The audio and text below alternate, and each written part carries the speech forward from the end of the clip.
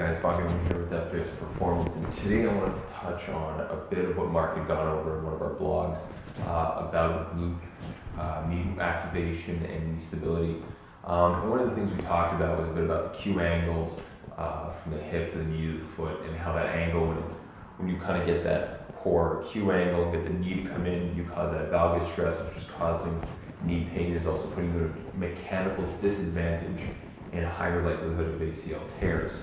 One of the ways to really get out of that is, of course, as you mentioned, activate the glute medius.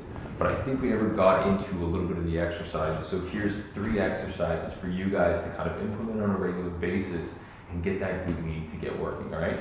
So for this, you're gonna need a mini band elastic. There's different versions of these. I like the Perform Better ones. Blue ones are generally in really good tension. So get that on, and you can place this in different places. So you don't necessarily have to wear this around the ankles. You can wear it around the knee, and what wearing it around the knee is going to provide you with is a valgus stress inwards, and it's going to cue you to kind of push against it and pull out.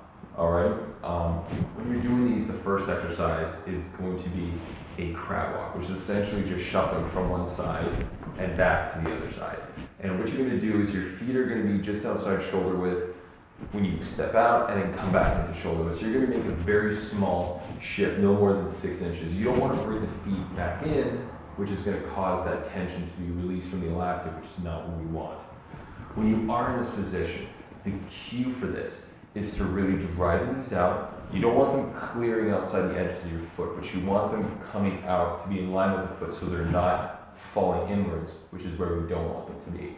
When you're in this position, from the side angle, what you're going to want to see is you're going to want to see my body weight nice and flat on my foot, so I can basically lift up my toes and I won't be feeling any kind of weight shift as I lift my toes.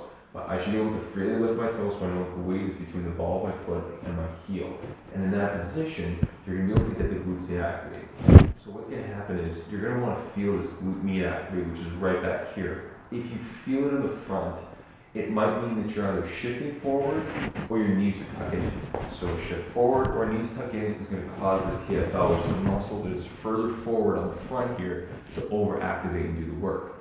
To cut that off and send the signal back to the glute med, what you're going to want to do is take your fingers and kind of poke repetitively over that glute med, which is going to send that signal down to the muscle and maybe get you to fire a bit quicker. All right, so from there, just shifting back and forth from side to side. After which, you can go into a forward and reverse walking pattern. So you're going to be moving forward and moving back. In this position, what you're going to want to do is follow 2 lines and alternate between right and left, move forward and then moving backwards. The goal here is to not let the knees cave in as with the other exercise. From there, when you want to get a little bit more advanced, drop the elastic down to the bottom of your ankles, and what you're going to do is get into a stagnant stance position. It doesn't really matter which foot's forward, which foot's back, because we're going to alternate. From here, you're not allowing your feet to come back to being in line. What you're going to do is you're going to take a step out, come back in. Take a step out, come back in. So you're always going out, then in, not in, then out. All right? From here, alternating feet and go back. You can also start with the front leg leading as well. So you don't need to always lead with the back foot. All right? Give those 3 a shot.